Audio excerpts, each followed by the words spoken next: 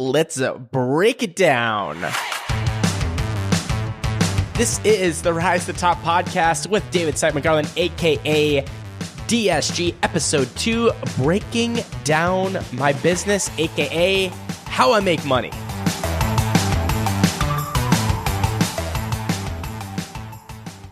Well, welcome, my friends. It is your great good friend, David Sipe McGarland, aka DSG, and welcome to the Rise to Top podcast, the number one show created by me. I don't know. Sure.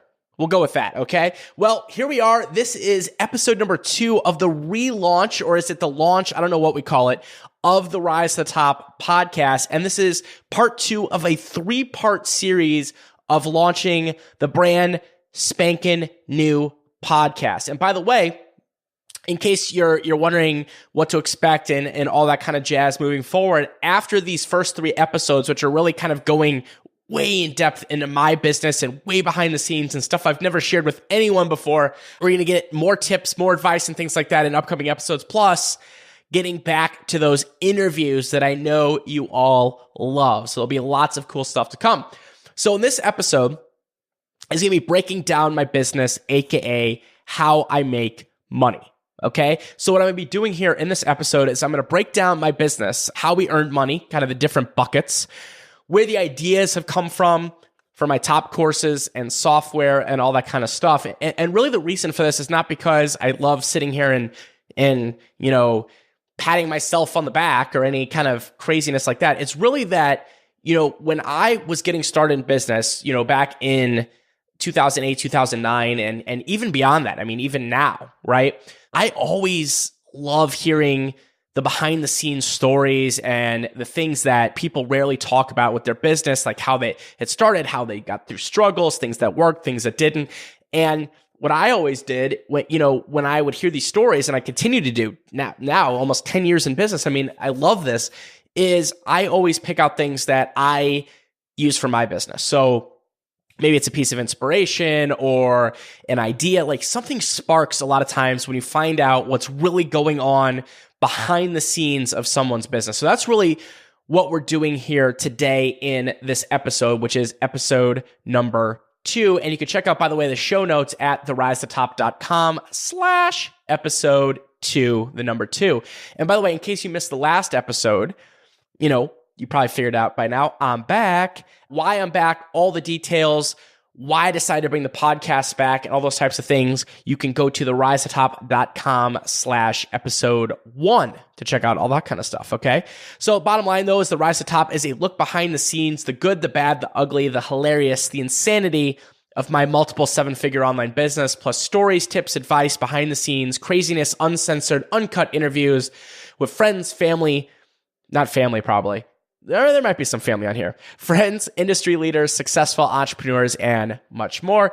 And right now, we're going to break down my business. So, you know, this really isn't just the answer to what I do, even though I'm sure if you're an online entrepreneur, you can relate that the what do you do question is very, very difficult. I find that all the time. You know, I always tell people I started and I'm the founder and I run a education and software company. That's the easiest way to explain it to people. And then it ends up in a, 20, 30, 46-hour conversation. But, today what I want to do is go far more in depth and explain to you what my business is all about, how we make money. And by the way,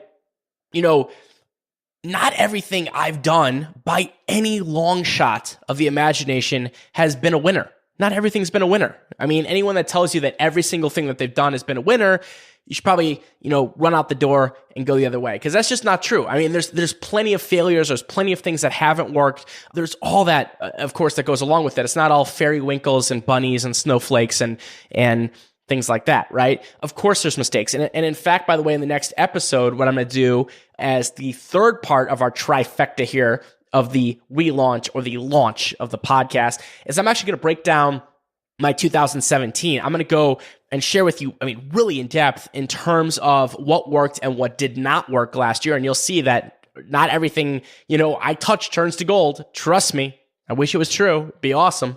But, but it's absolutely not. So let's give a kind of a timeline here of events, and I'll kind of break down each thing as we go here. Okay. So I started online 2008. That's when I started my online business.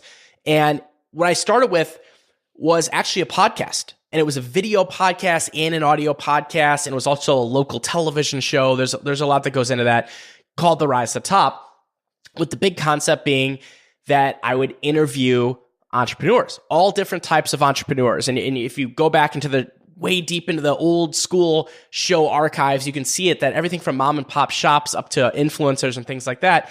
And back then in 2008 until about 2011, give or take, this is how I made money. So one was sponsorship. So as the show grew in popularity, and I was pretty early on in the podcast scene, is that we were able to really hustle for sponsorships. I mean, there's no other great explanation on that. I mean, hustle for sponsorships. So we had sponsors like HubSpot was one of my big sponsors for many years.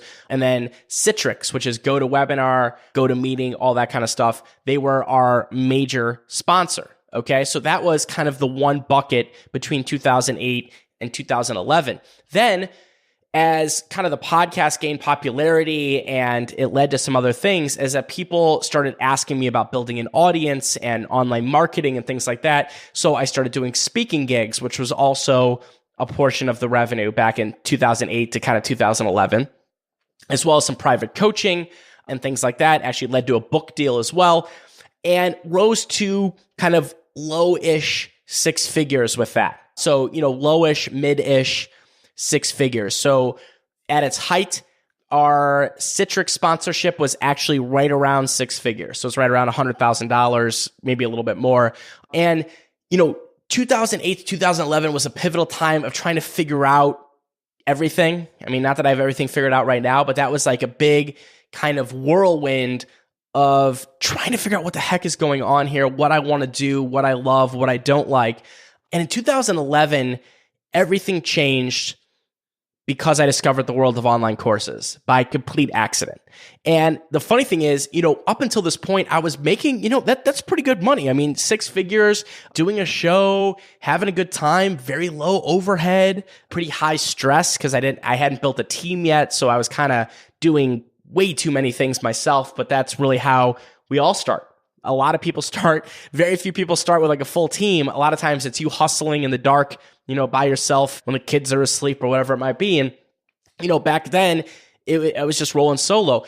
But the challenge between 2008 and 2011, which led to the online courses, was I wasn't really in control of my business. Now, there's nothing wrong with sponsorships, but think about this.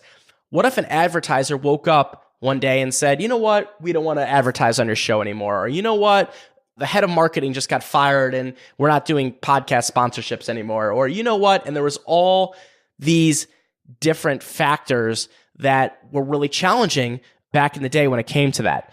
And for me, this made me very nervous because what I was doing was, one, sponsorships, which is basically someone else's money and as an advertiser, and also speaking and coaching. While I enjoyed those things, it was not something that I was epically passionate about. Let's just put it that way. Like, meaning, I was trading time for money. That was great. I was very excited that people wanted me to speak, or I was very excited that people wanted me to coach them or help them.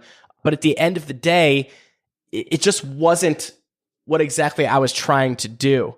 And so it all changed in 2011 because of online courses. And up until then, people were always asking me, to come out with my own product or program. And I just I couldn't wrap my head around that in 2011. And really it changed by total accident because of two people that I interviewed on my original The Rise to the Top podcast as two of my 500 interviews. And that was Ryan Lee and Marie Forleo. And what I loved about Ryan and Marie when I interviewed them was that they made the bulk of their income through online courses. Their online courses help people get results. I mean, how cool is that, right? Because that was very exciting to me. That was inspiring, is saying, oh my God, so you mean you're teaching people to do stuff and then they're actually doing that stuff and getting results. That was what online courses were all about. So they were making great money. They were teaching people things. And what I loved on top of that was that they had these incredible lifestyles. So Marie, she traveled around a lot. I mean, if you see her on Instagram, She's constantly traveling, doing fun things. Ryan has, I can't believe this now that I'm a father of 2. Ryan is a father of 4 and works from home and doesn't want to miss a soccer game and, loves being kind of have that freedom and that flexibility that we all crave. And a lot of people sell that as a pipe dream, but it's very much true with online courses. And to me, I was hooked on that right away. I said, oh my God, this is what I've been looking, this is what I want to do. I love that idea that I can help people get results. I love that idea that I can make great money from something that I already know. And I love the idea that I can create a business that has a lot more freedom and flexibility than what I'm doing now, right? Because at that point, I was very much a slave to my business. I was at the computer 24/7. I'd go on vacation. I remember with my fiance at the time, now my wife of almost 7 years, right? Or just past 7 years, is we were on vacation in San Francisco. I was freaking out the whole time because I was worried I had to check emails and I had this and that. And it just was a mess.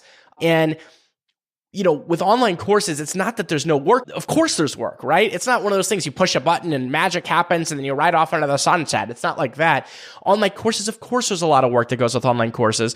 But what you get with online courses is the flexibility and the freedom to make your own rules. I mean, I always make a joke. I do this on a lot of webinars where if you want to take every Tuesday off and call it Taco Tuesday and eat tacos 24 hours a day on Tuesdays, you can do that with online courses. There's a lot of flexibility goes into the business model because what you're essentially doing is taking your brain and your knowledge and your experience and your expertise and you're turning it into a product that can sell without you being there, as opposed to, let's say, coaching or speaking or something like that. So 2011 was a pivotal time, and really by trial and error and taking lots of research and interviews and all the things I was obsessing on with online courses was I created my first course called Create Awesome Interviews. And I'm sure there's many of you listening to this podcast episode who are Create Awesome Interviews customers from way back in 2011. And to me, that was probably the most pivotal moment at that point in my business besides starting it, was that in 2011, my first course, Create Awesome Interviews, came out. And what I did was I took all my knowledge from doing interviews. At that point, I'd done 3+ years of online interviews and turned that into a course. How to market it, how to promote it, how to record it, how to sell it, how to, all the things that you needed to do with an online course. I'm sorry, with an online course, with interviews. That's what we did. What questions to ask, what guests, etc. That was what it was about in 2011 for me. And I remember the very first launch of Create Awesome Interviews. I remember like yesterday, and it's funny because it was 7+ years ago. I remember that first sale coming in. I remember kind of nervously hitting that button, like, okay, here we go, and I remember that first sale coming in and my heart almost stopped on it because there was something very, very exciting about putting the work, putting the effort in, and then being rewarded by someone saying, okay, you know what? I do want to learn from you. I want to learn how to do online interviews. And that first launch did $19,800 in revenue. And it's funny that I bet a lot of you listening to this right now, you're hearing $19,800 and you're thinking to yourself, oh my God, that's a ton of money. And some of you might be thinking, oh my God, that's not a ton of money, right? Because it's all relative when it comes to it. And for me, realize at this point, I was making 6 figures, low 6 figures, maybe, 150 to 180, something like that in revenue. And this $19,800 was the most exciting thing to me ever because it was just validation. It was validation people would pay for my ideas. People wanted to learn from me. People loved this course, et cetera, et cetera. And then, of course, that snowballed. Those people took the course, they got results, they did their own interviews and their interview shows, and that kind of went on and on and on. And that course built up between 2011 and 2013 over $250,000 in revenue, just that course. Then from there, I did other marketing courses and other types of products that kind of piggybacked on top of that, et cetera, and hit then over $1 million in sales with my online courses in less than 24 months. Okay. And by the way, of course, later on in the podcast and different episodes, more of that will be coming out. You can always find tons more information about that on my website, therisetop.com, or on createawesomeonlinecourses.com, where I always share with you kind of all that kind of delicious goodness there. But, for me, that 2011 to 2013 period was all about perfecting my online courses, how to launch them, how to create them, how to get the best results for my students, how to motivate people. Like there's those different factors you have to deal with when you're doing with an online course. And I loved every moment of it. I mean, was it stressful at times? Absolutely. Were there mistakes? Absolutely. Did all kinds of things happen, but our revenue continued to increase. We started to bring in this great customer base, and I really over time perfected how to create and launch these courses. I mean, I just knew how to do it. I could do it in my sleep. It was one of those things at first, you don't know how long it takes forever when you're first trying to figure it out. And then once you get experience doing anything, whether it's online courses or mowing the lawn, right? Then it becomes faster and faster and faster. So 2011 and 2013 was all about perfecting that. And then in 2013 was the next and biggest game-changing moment, which was, create awesome online courses. I mean, that was the changing moment in my business. So in 2013, I kept getting questions, right? After I kind of perfected these courses and had launched several of them and had reached, $1 million in sales, questions started changing. Instead of people asking me about interviews and interview shows, I mean, that still happened, periodically. It definitely still happened. But now I was getting lots of questions about online courses, right? Like, how the heck can I create an online course? How do I, build a list of people to sell it to? How do I record it? How do I make sure people are getting results? How do I, all these different things that you need to know for an online course, how to launch it, how to do customer service, like all the different factors. And at that point, I had it mastered. I mean, you could wake me up in the middle of the night and you could tap me on the shoulder and you could say, how do I launch an online course? And I could just start talking about it right then. I had done it so many times over those years that now I knew exactly what to do. And that's where my Create Awesome Online Courses program was born, which, by the way, has been by far my number one program. And we just crossed over 4,000 students in my Create Awesome Online Courses program in over 100 countries, which, I mean, to me is like the most mind-boggling thing that can happen. But, welcome to the power of the internet, welcome to the power of online business, and welcome to the power of being able to take what you know and your experience and your personality and turn it into something. I mean, it's just unbelievable. When I still think about that, it boggles my mind. But 2013, Create Awesome Online Courses came out.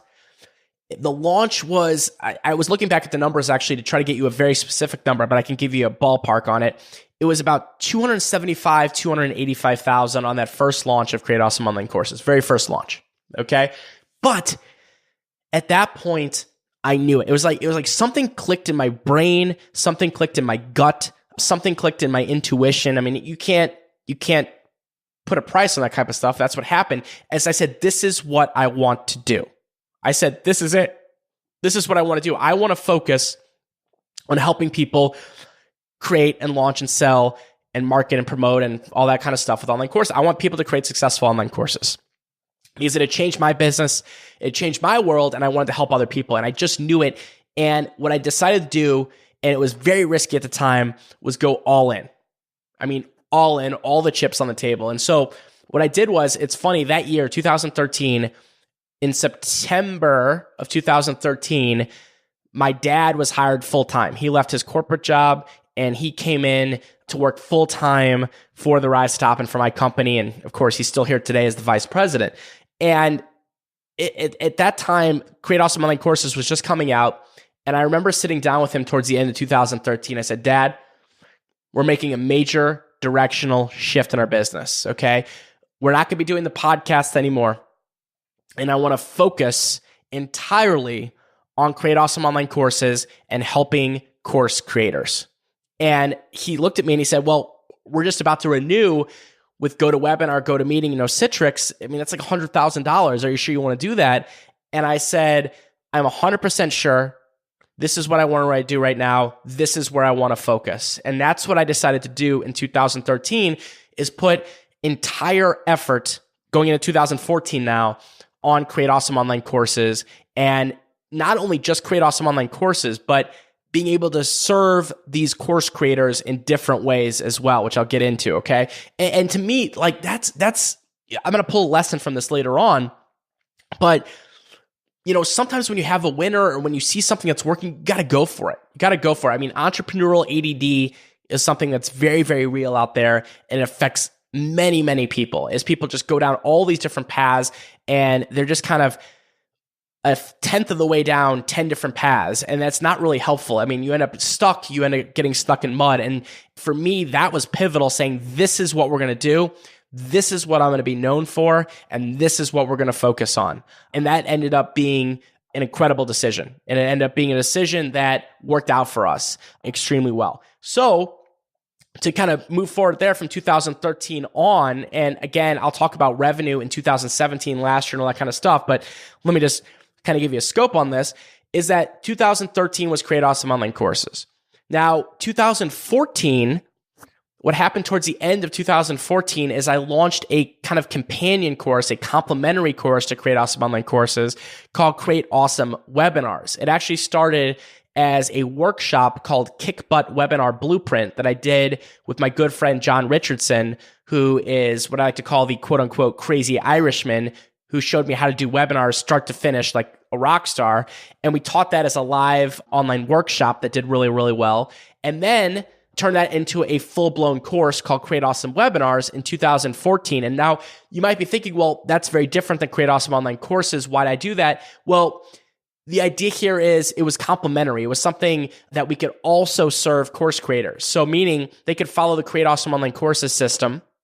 And then when they're done with that, then they can follow Create Awesome Webinars to use webinars to sell more of their courses that they've already launched. Does that make sense? So it was complementary. It wasn't what you see out there nowadays is people focusing on things all over the place. Like this year, they're going to focus on kettlebell training, and then next year, they're going to talk about horseback riding. That's not how you build a long-term brand, right? You got to stay focused. Okay, so 2015 was an interesting year, and there were two major things that happened that year. So the first thing was I did a collaborative course called Grow Your Email List Like a Freaking Weed, also known as GYEL, we call it, with Nick Stevenson. Now, Nick, who I'll definitely have on the podcast, is one of my most successful students. He's over there in England. He took my Create Awesome Online Courses course. He's a thriller novels over there in England. He took my Create Awesome Online Courses course and decided to teach other authors how to build an audience and launched a course called, I believe it's called Get 10K Readers. That's what it's all about, right? So teaching authors how to build a readership. Nick's first launched at $138,000, and now he's doing multiple seven figures with that business, which is pretty freaking cool. And Nick came to me and we decided, okay, let's do a really interesting course that's very different than anything out there on list building and really focusing on things like how to create an ebook and use that as a list builder and like lots of different things. And we launched a collaborative course called Grow Your Email List. And again, this all goes back centered around what a course creators need, right? Because Create Awesome Online Courses is the core, but then you've got Create Awesome Webinars, and then you've got something like Grow Your Email List, because every course creator needs an email list, regardless of whether they have one or don't have one. You need an email list, or you need to build a bigger email list and get more potential prospects and customers and things like that. So Grow Your Email List Like a Freaking Weed came out in 2015. And then also the first time that I ever did this, and this was just crazy, was my software company was formed called CourseCats. So CourseCats was just an interesting story in itself. In 2015, was that Brad Hogan is one of the most unique individuals on this planet. Brad and I know each other because back in the day when I was creating my first, second, third, fourth, and fifth versions of the RiseTop.com, I hired a designer and developer to do it. And an agency that I hired at one point, Brad was the lead programmer on that agency, and then he left town and moved to, he's lived in like 50 different places. Who knows where he is now? I think he's in San Francisco, but he was in California, he was in Oregon, he was in Utah, he was all over the place. And Brad and I became not only friends, but he worked on my site, and he became the person that I would send my customers to. So meaning when people said, I want to create a website for my online course, I would send them to Brad. And then I'd send them to Brad, and I'd send them to Brad, and I'd send them to Brad, I sent them to Brad. And Brad would charge, very expensive fees, well-earned, but expensive fees to create people's course websites for them. Well, in 2015, Brad came to me and he said, listen, thank you for all these people that are coming in, but I'm about to lose my mind on this. I've got way too many people coming in, and it's also costing a lot of money for these people to create these sites. I can create a software where people can create their own course websites, make it look like they hired a six-figure designer and developer, but they're going to get it for a fraction of the cost, and it's going to have everything they need for an online course website. And I said, okay, well, I live in Missouri. It's a show me state. I said, let's do it. Show me. Let's see what happens. So Brad developed Course Cats, and we launched that, and that was an absolute game changer in 2015. So with Course Cats, and now obviously all these things, all these courses and these softwares are now updated in 2018 to be the latest version of what they are. But back in 2015, the first iteration of Course Cats just came out with a massive bang because it allowed people to create these really cool course websites very quickly, like over a weekend, and making it look amazing because there were so many course things out there, but they kind of look like crap. And we wanted to create something where it looked like you hired a six-figure designer and developer. So this was a natural collaboration between us because I have these course creators and aspiring course creators as my audience and my people and my customers, my peeps. And Brad brings this technology and design expertise. So we collaborated and created a brand new company that we both own 50% of called Course Cats. And that's where Course Cats came out in 2015. And that company has grown wildly since then. And what I also love about it is that people would get stuck with their websites on a lot of different software. And what Brad does is he does a step-by-step video guide in Course Cats to really walk people through every single freaking step the whole way on how to create their website. And now Course Cats, by the way, has all kinds of cool stuff. It's got landing pages. It's got free video series pages. You can have a blog, all this different stuff. And it's really become a juggernaut in the online course space. But it really just came from, a need. I mean, I was sending customers to Brad. Brad was developing custom sites, and we created that in 2015. So that was my first kind of, not dabble, because dabble's the wrong word, dive into the software realm in 2015. Okay. Now, a couple more things here. 2016, we created this sister software to Course Cats called Conversion Cats. And Conversion Cats is essentially like my website, therisethetop.com. So if you want to have an expert site or a blog or a site that has like a podcast on it, and it's going to be like an authority or an expertise site, that's what Conversion Cats is. It's a full-blown, website for your personal brand. So I did that in 2016 with Brad. Same exact idea, because some people were saying, you know what?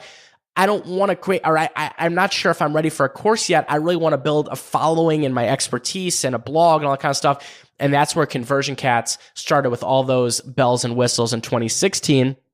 And then in 2017, the new thing that came out was Author Cats. So Author Cats was the third piece of software, and this was actually a trifecta. It was myself, Brad, and Nick Stevenson, who I mentioned earlier, who is the man when it comes to authors. And Nick came to me and he said, listen, I've got all these authors in my courses. I've got all these authors that follow me. And one of the biggest challenges they have is their website. No matter their website, it's just a big challenge. I send them to different things. I show them how to put it together, but there's nothing great out there. Where can I find a person like Brad? And I said, well, I've got a better idea. Let's get Brad himself. So we actually formed a brand new company, the three of us, called Author Cats, to launch do-it-yourself websites and marketing tools for authors in 2017. And that has been off to a killer start. It did about 200 grand in revenue in the last month of 2017 and has been off to a great start now here as well.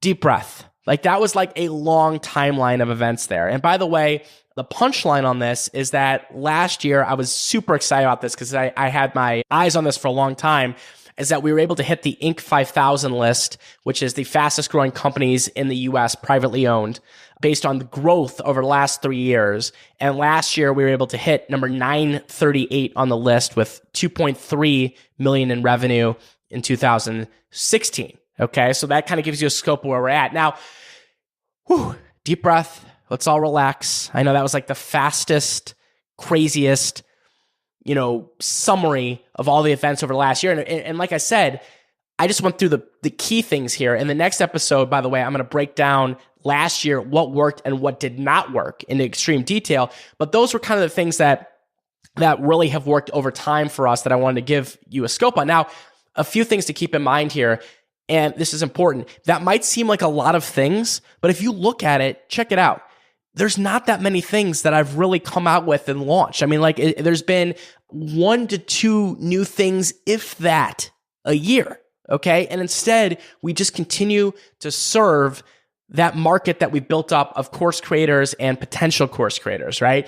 And that's the way that we like to look at this, as opposed to let's launch 50, 60 different products or like this thing and that thing and blah, blah, blah, blah, blah. No, we focus on quality over quantity, okay? And the 2018 mix for me is create awesome online courses, create awesome webinars, grow your email list, and a couple of new trainings. Create awesome interviews, by the way, still sells, which is great. First came out in 2011, which is crazy sauce and kind of shows you the power of online courses. It's something you could sell forever. Our 2018 mix will have that. We'll have our software products, and we're going to go from there. And by the way, yes, I also do some affiliate marketing, not a ton. It's less than probably 15% of our revenue, but sometimes I'll be promoting other people's products and programs as well. That's also a percentage of what we do. But for the most part, it's my courses and it's my software. And that's really where the core of this business is and where we're going to be focusing on 2018. Okay. And I actually, in the next episode as well, I'm going to go into even more about some of the cool new stuff we're doing this year besides this podcast. Okay. So, the lesson, and like I said, I like to pull lessons from these stories, is, when you start a business or when you're growing a business, there's a lot of chaos. There's a lot of confusion. There's a lot of, is this working? Is this not working? What do we do?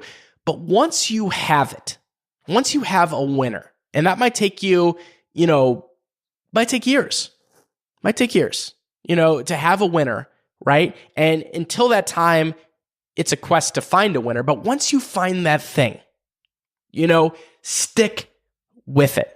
Stick with that thing. Because what we do, like I said, is serve the same audience with different things, and we go deep, not wide. So, hey, you've got a successful course now. Now here's a webinar so you can make it even more successful, right? So I picked one thing to focus on and be the very best at it, period. So that's my big tip, is find your one thing that you can absolutely dominate. That is my big takeaway lesson here from this episode of going way behind the scenes, okay? Cool. Now, some important links. I shared with this in the first episode, but this is very important to know, is that if you want to subscribe to the podcast, which I would highly encourage, come on. Of course you want to subscribe to the podcast. Go to therisetop.com/subscribe. You'll see all the subscription options right there. And also go to therisetop.com/iTunes if you want to hop on iTunes. That'll be linked up on the subscribe as well. But the direct link to iTunes is therisetop.com/iTunes. And if you're on iTunes, you know what? And you're like, I'm in a really good mood. I'm feeling inspired. I'm feeling fun. Leave us a fun review. Leave me a fun review. Say hi. Leave some love. If you're not liking the show, just be super, super quiet. But if you love it and you're loving it so far and you're excited about the future episodes, leave some love on iTunes. I've been told by 2 of my podcast mentors, John Lee Dumas and Pat Flynn, that if you guys leave reviews, that ponies and magical unicorns are going to be flying into my house. So I've got a 3-year-old girl. That's probably going to be a good thing. So if you love it, leave some reviews. Like I said, with the launch of The Rise to the Top, we are launching 3 episodes here at once. This was number 2. And episode number 3 is the 2017 year in review, the good, the bad, the ugly, and revenue numbers. It's going to be a doozy. I'm going to break down 2017, what worked, what didn't, other craziness. It will not be all rainbows and sprinkles and unicorns, but it will be exactly what happened. So I will see you in that episode. And remember, you can check out the show notes at therisetop.com/episode 2. Make sure to subscribe up. I will see you next time. I'm David Seth McGarland. And remember, if you want some fluff, you know what to do. Go pet a bunny.